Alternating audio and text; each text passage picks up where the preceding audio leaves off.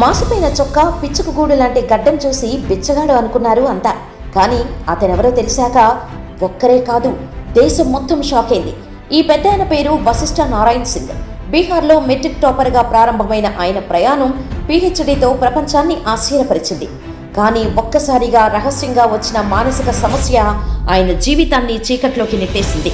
ఒకరోజు ఇంటి నుంచి బయటకు వెళ్లి కనిపించకుండా పోయాడు. అప్పటి నుండి ఆయన బ్రతికి ఉన్నాడా లేదా అని ఎవరికీ తెలియలేదు.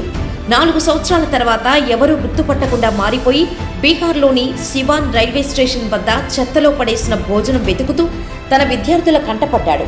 ఆయన్ని అలా చూసి గుర్తుపట్టిన ఆయన శిష్యుల గుండెలు బద్దలయ్యాయి. ఎందుకంటే ఒకప్పుడు నాసాలో పనిచేసి అమెరికాలో గణిత ప్రతిభను చూపి భారత్లో ఐఐటీలు, గొప్ప పరిశోధనా సంస్థల్లో అధ్యాపకుడిగా సేవలందించిన మహామేధావి ఈ విశిష్ట నారాయణ సింగ్. అసలు మేధావులే ఎందుకు ఇలా మారతారు? కామెంట్ చేయండి. ఆయన కోసం ఈ వీడియోని లైక్ చేయండి.